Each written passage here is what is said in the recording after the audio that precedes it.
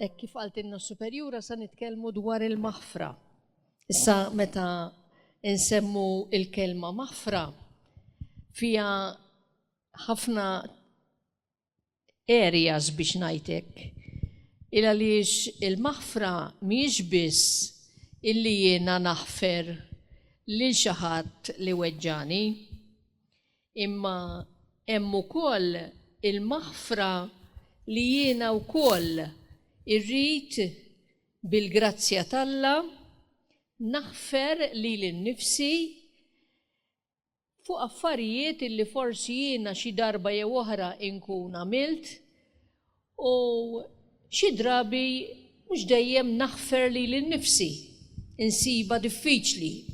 Forsi nkun għamilt xi ħaġa jew nkun qed xi kelma u insiba diffiċli biex ngħid imma ara isek tibqa' rrabjata għalik innifsek. U dan ifixkel mill-mixja tagħna biex aħna nkunu kapaċi naħfru lill-oħrajn. Imbagħad hemm il-maħfra li Alla jaħfer kontinwament lil kull wieħed u waħda minna. Namlu x'namlu. Tajjeb, allura imma illum xtaqt illi nitkellmu dwar il-maħfra lejn persuni li b'xi mod jew ieħor ikunu weġġawna. Huwa suġġett li żgur il-kol kemm aħna ngħaddu minnu xi darba jew oħra u kontinwament irridu niġġieldu kontra tagħna nfusna biex aħna nibqgħu naħfru. Dunanċ sejkel li għadu kif miet issa riċentement lil dawk li kienu jgħixu miegħu għalluha fuq it-television ta' ġifieri kien jgħidilhom aħfru, ibqa' aħfer anka meta l-affarijiet ikunu iktar diffiċli. U allura meta qed nitkellmu fuq il-maħfra, kull waħda minna trid tipprova taħseb ukoll. Meta hi wkoll kellha bżonn lil xi ħadd li jaħfrilha. Allura tiġi mhux naturali, imma tiġi li qisu aħna meta aħna nixtiequ li ħadd ieħor jaħfrilna. Allura anka jiena meta jiena xi ħadd ikun weġġani bil-grazzja t'Alla, mhux bil-ħila tagħna, għax bil-ħila tagħna frajjeġ nistgħu nagħmlu, tajjeb, inkunu kapaċi naħfru. U meta kont qed nipprepara jiena biex anka nagħmlu dawn ftit riflessjonijiet flimkien, meta fittixt il-kelma maħfra fil-Grik tfisser let go. Issa meta ngħidu let go, mhux ħatfaqqa sebak. U tgħid ijwa ma ġara xejn, ma għamilt li xejn, ma ġara xejn, ma nesprimix jiena forsi r-rabja tiegħi, mhux hekk qed ngħidu. Imma meta jiena nipprova naħdem għax din hija ħidma kontinwa fil-ħajja tiegħi, meta jien nipprova naħdem fuq innifsi biex bil-grazzja t'Alla naħfer, hekk din tatini ċertu serħan. Jekk hawn xi ħaġa li l-bniedem ifittex fil-ħajja tiegħu, hija li jkun kuntent. Issa jiena ma naħsibx, għall-inqas jiena ma nħossix, li nkun kuntent jien jekk nivvendika ruħi minn xi ħadd, jew jekk jien ngħid issa mpattijila tibżax, jew ħanibatilha messaġġ ħalli ma tkunx tista' torqod il-lejla, kuntenta jien issa. Dan ma naslux li fir-realtà ma taħdimx hekk, hux vera. U tfakkarna wkoll allura bl-għajnuna t'Alla nieqfu ftit għandna bżonn fil-ħajja tagħna li nirriflettu fil-ħajja tagħna biex inkunu kapaċi naslu għalihom dawn l-affarijiet. Ekku qudiemi ftakart f'dak l-episodju f'dik il-parabola tal-qaddej ħażin illi talab lill-Sinjur biex jaħfirlu d-dejn kollu u dan ħafirlu pero u l-qaddej l-ieħor li kellu jagħtih ma ħafirlux. U dan inkolla u fil-Vanġelu nsibu hekk. Is-Sinjur ġitu ħasra minn dak il-qaddej, batu u ħafirlu dejnu. Imma dak ma milx hekk, mhux vera, għalhekk hemm importanti li aħna nirrealizzawa din. U kollox, meta aħna ngħidu t-talba tal-missierna, nafu x'ngħidu mhux vera. Aħfrinna dnubietna bħalma naħfru lil minu ħati għalina.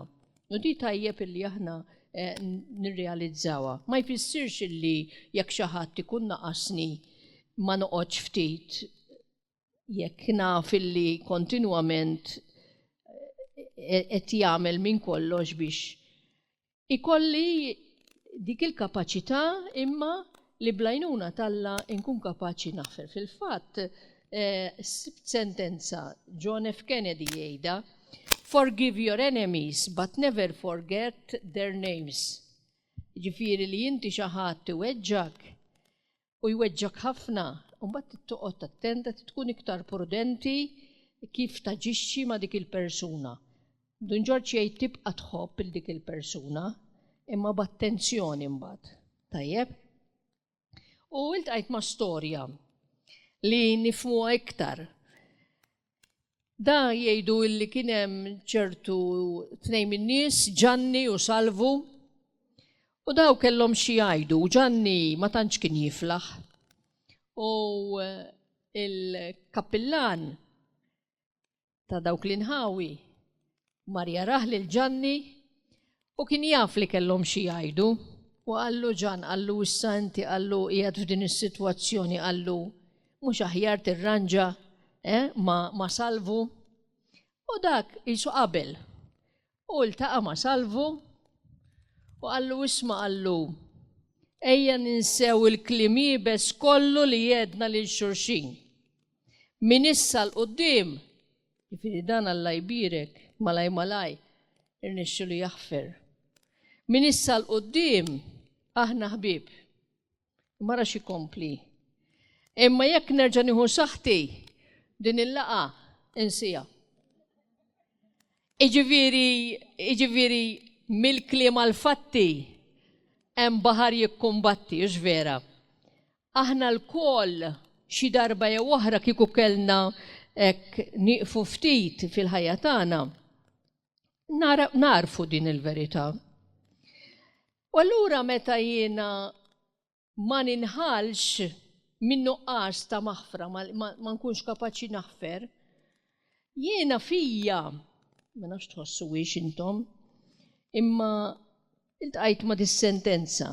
Ikollna qrusa u rabja ġofina aħna nakkwistaw jekk aħna din nirbħu dan l-atteġġjament, dan il-qrusa u din ir-rabja, aħna nkunu kapaċi ikollna il-vera libertà, il-paċi biex inservu u nikbru fil-maturità.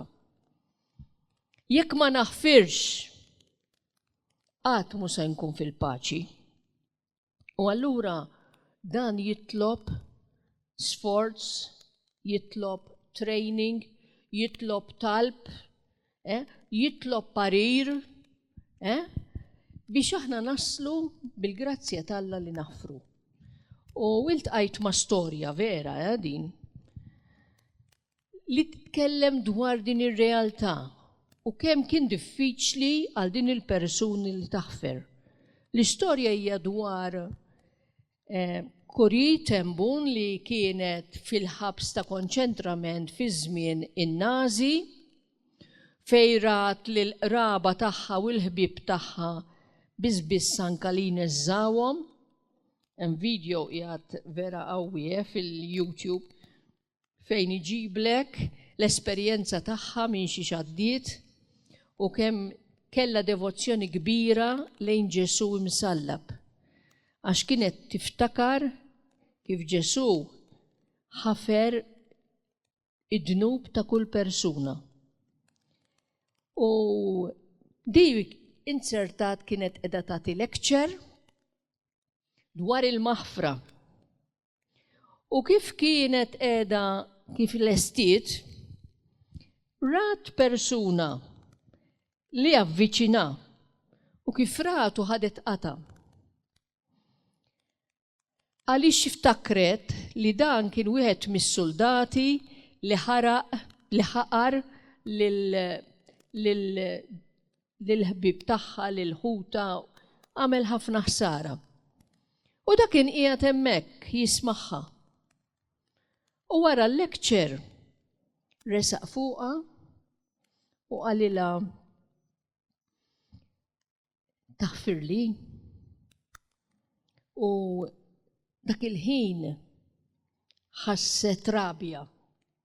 Tgħid hekk stess tgħid indunajt li għadni ma fiqx, li kont għadni ma fiqx. U talbet lill-Alla biex bil-qawwa tiegħu tkun kapaċi taħfirlu. Talbitu ħafna, waqfet għal mument, imbagħad offritlu lit tal-ħbiberija, ħaditlu bidejh u qaltlu iva, naħfirlek.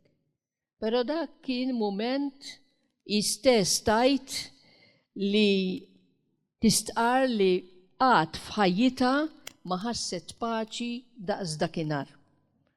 U din tgħidlek il-sentenza li jenita biex taħfer kienet propja is-sentenza mill-littra ta' San Pawl lir-Rumani, kapitlu 5, vers 5, li tajt u din it-tama ma tqarraqx bina, għax l-imħabba ta' Alla issawbet fi qlubna permezz tal-Ispirtu Santu li kien mogħti lilna. U tgħidlek kienet dik hekk li ftakret f'dan il-bżonn, irrealizzat li għalkemm hi kienet taħseb li kienet kapaċi taħfer, imma wara dik il-lecture dwar il-maħfra ħasset li ma tistax ma taħfirx. U blajnuna talla bil-qawwa tal-Ispirtu Santu kienet kapaċi tasal għal-maħfra. U allura mhux faċli qed nitkellmu fuq suġġett li biex ngħidlek huwa tqil. Jagħtina riżultati paċifiċi imma huwa tqil. Sentenza wkoll hekk illi forsi nirriflettu fuqha hija jgħidha Desmond Tutu li dan ukoll kien bniedem raġel tajjeb, jgħidlek without forgiveness there is no future. Jiġifieri jekk jien ma naħfirx u hawn qed ninkludi iż-żewġ aspetti, ma naħfirx lil-nifsi u ma naħfirx lill-oħrajn. U ma tantx nista' naħfer lill-oħrajn jekk ma naħfirx lil-nifsi. Mela jien hekk irrid li jkolli l-paċi f'qalbi, jekk irrid ikolli futur sabiħ fil-ħajja tiegħi, irrid inkun kapaċi bil-grazzja t'Alla, kif jgħidilna San Pawl, bil-grazzja t'Alla.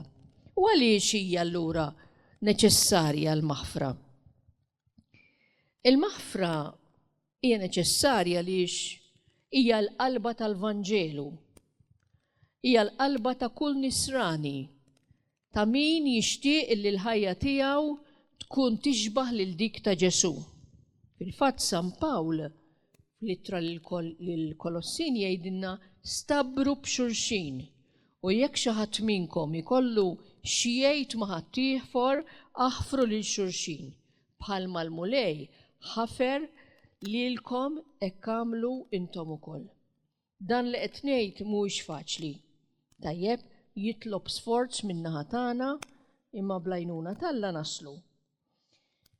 Aħna l-koll midinbin, mhux vera. Aħna l-koll nonqsu, aħna l-koll nagħmlu dnubiet. U kien għalhekk li Ġesu propju ġi fid-dinja biex jisalvana mill-ħtija tagħna, mid-dnub tagħna. U meta Pietru saqsa lil Ġesu kemm il-darba jrid jaħfer, hekkux 7 darbiet. Ġesu jgħidlu ma ngħidlekx sa 7 darbiet, imma sa 77 darba. Jiġifieri bla limitu, mhux vera. Ġesu iwissina jekk intom ma taħfrux lil bnedmin il-ħtijiet tagħkom, anqas missierkom ma jaħfer lilkom il-ħtijiet tagħkom. U din ngħiduha kif diġà semmejt fit-talba tal-missierna. Tajjeb? Hekk importanti li naħfru huwa rakkomandat minn Ġesu. Jikkmandana, imma jikkmandana għal ġittana. Ġesu jixtieq illi aħna inkunu persuni illi kif semmejt l-ewwel ma jkollniex dik il-qrusa, dik l-emozzjoni ta' rabja li ħadd ma jista' jkellimna x'inti meta tkun irrabjata għal xi ħadd, anke l-oħrajn ħafna drabi jeħlu miegħek. Għalhekk kemm importanti li nitolbu lil Alla biex jagħtina din il-grazzja li naħfru.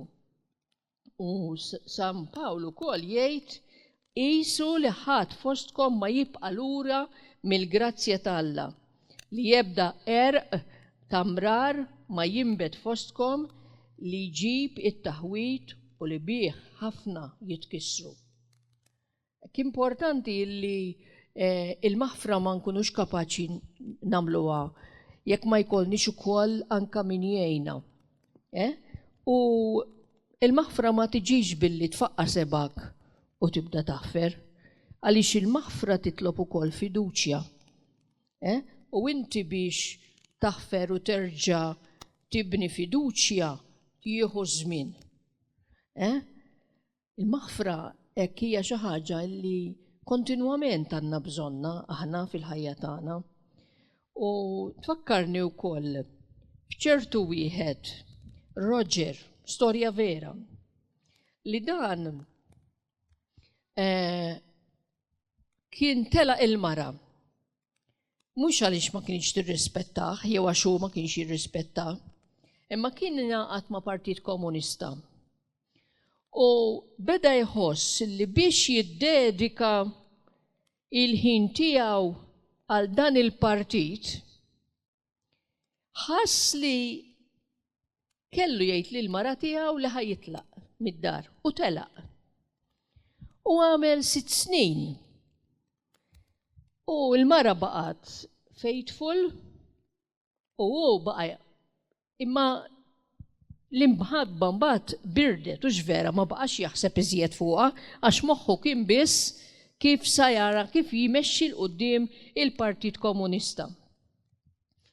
U darba kienu qegħdin jitkellmu bħala partit u fl-istatut kien hemm xi ħaġa li ma qabilx magħha u kritika. U qalulu minn dakinhar inti tqis ruħek iżjed bħala membru tal-partit tagħna. U dak qisha bħal sajjetta fil-bnazzi. Ħass li d-dinja waqgħet fuqu.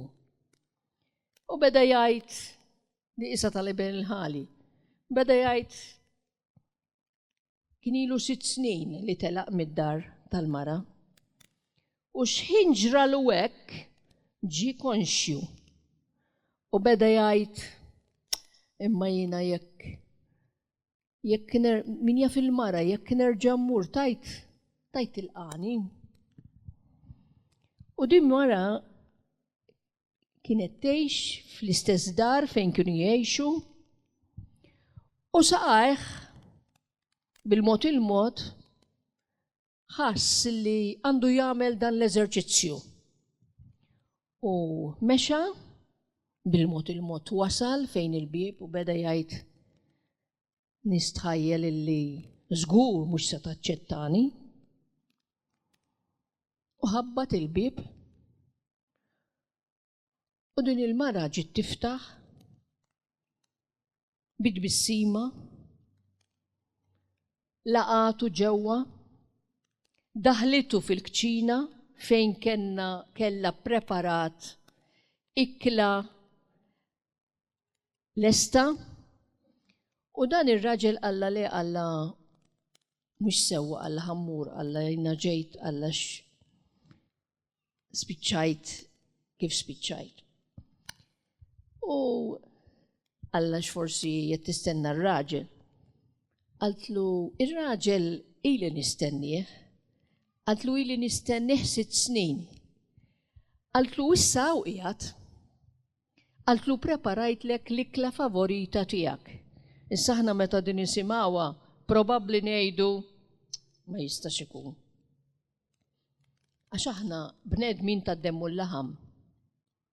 Imma hija storja vera li tfakkarna kemm ġid jiswa lil min ikun kapaċi bil-grazzja t'Alla jaħfer.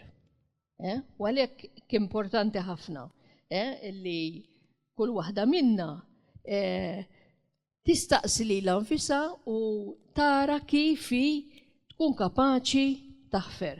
U dan jitlob kif qedtilkom biex tasal li taħfer jitlob proċess biex bil-grazzja t'Alla tasal. U hekk waqt li kont qed nipprepara iltqajt ukoll ma' storja llum qed ngħidilkom naqa' stejjer jiena.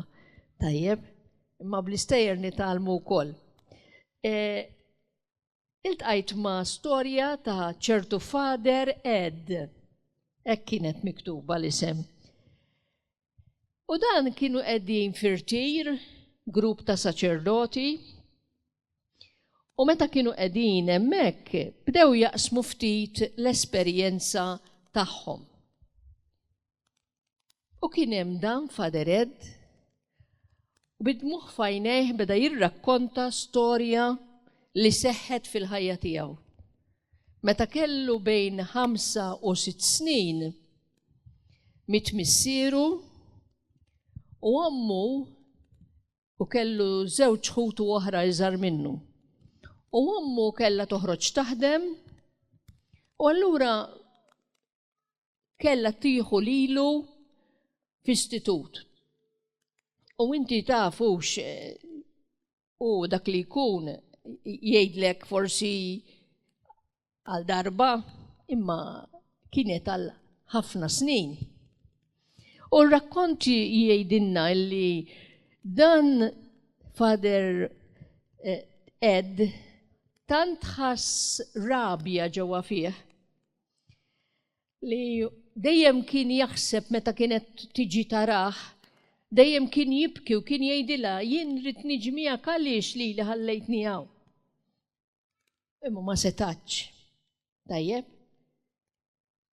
U għadda żmien, kiber, studja, gradwa u ġietu il-vokazzjoni biex isir saċerdot. U beda il-preparazzjoni tiegħu u wasal biex sar saċerdot ukoll, però ħass li għandu graċ, għandu rabja, għandu bżonn ta' tip ta' fejqan biex jirrilata ma' ommu li kien ilu ħafna snin ma jkellimha jew jikkomunika magħha. B'xi mod jew ieħor irnexxielu jikkomunika magħha permezz tat-telefon u jgħidlek meta kien qed jirrakkunta jgħidlek is-saċerdoti l-oħra rawh bidmuh f'għajnejh. U jgħidlek kif kelmitu qabad it-telefon u beda jgħidilha ma qed inċempillek biex nitolbok maħfra. U r-rakkont jgħid li tant bdiet tibki ommu li ma felħitx tkellmu. U mbagħad qaltlu ibni, qaltlu jiena naf min xiex ġaltek dbati u nitolbok maħfra. Jiena għandi nitolbok maħfra. Qaltlu jiena kont naf li inti qed tistudja biex issir saċerdot, kont naf li bdejt is-seminarju Għaltlu ma dejjem tlabt li tiġi dan il-moment fejn aħna nerġaw niltaqgħu flimkien u nirranġaw is-sitwazzjoni. U ringrazzjatu ommu. Hija storja hekk li meta qrajta jiena ngħid il-verità. Rajta u rġajt rajta għax tant li laqtitni personalment. Allura hekk dan huwa l-messaġġ li jiena nixtieq hekk li inwasslilkom ta' ma rridx intawal iżjed il għaliex wasalna fl-aħħar imma jiena ħansemmilkom ftit affarijiet żgħar ħafna hekk biex aħna nieħdu l-għajnuna meħtieġa u x'vera nindunaw il-weġġat tagħna inkunu konxji tagħhom infittxu wkoll lil xi ħadd ta' fiduċja sewwa jekk ikollna bżonn għajnuna professjonali imma anke saċerdot li jista' jifhimna biex jiggwidana. Sewwa hija esperjenza li żgur jgħaddi minnha kulħadd. Tajjeb? Hekk u niftakru wkoll hekk kemm Alla kontinwament jaħfrinna. Nixtieq illi kelli iżjed affarijiet, ġifieri ftakart anke fl-episodju ta' meta Mahatma Gandhi kienu sparawlu u kien kapaċi jaħfer. U meta darba, u din naħseb nixtieq forsi nispiċċa biha, jgħidlek illi darba Mahatma Gandhi xi ħadd qallu wieħed abjad qallu warrab min nofs ġild iżwed. Qallu nwarrablek, però tinsiex li taħt il-ġilda sewda tiegħi hemm jiġri demm ħamrani bħal tiegħek u quddiem l-mulej il-kulur tal-ġilda ftit jimporta. Ekku anke meta Giovanni Paolo II li kien kapaċi jaħfer bil-grazzja t'Alla lil dak li prova jisparalu. U ħanagħlaq bit-tliet affarijiet li jgħidhomna Dun George. Meta jkollna xi azzjoni ħażina. Jagħmel biex jinsa l-azzjonijiet li jkun irċieva. Li tittaħdem fuqek innifsek, jien rrid naħdem fuq innifsi. Jitkellem bil-ħlewwa u mhux bil-erra. Jitlob għall-edewwa tiegħu, jiskużhom quddiem Alla bil-fraġilità umana tal-persuna. Hekk jiena nitlob għalikom anke qabel ma ġejt tlabt lil mulej biex jagħtina dak li jrid iwasslilna hu mhux li rrid ngħid jien. U bħala parirek inħeġġiġkom biex tkunu persuni li titolbu u li tħobbu l-Ewkaristija għax blajnuna u bis-saħħa tal-Ewkaristija nkunu kapaċi naħfru. U nsommu wkoll lil Madonna bħala dik illi kontinwament mhux dejjem femet imma kienet kapaċi bil-grazzja t'Alla tkompli mixja fil-ħajja tagħha. Nawguralkom il-vjaġġ tajjeb, mhux lejn id-dar, imma l-vjaġġ tajjeb tal-mod kif aħna naħfru lil xulxin. Fuq kollox għandna l-iktar ħaġa importanti, il-weda ta' Ġesu li ma jitlaqna qatt weħidna u li wedna li bid-batija ta' hawnhekk ħansarfuha in-naħa l-oħra. Grazzi u l-paċi magħkom.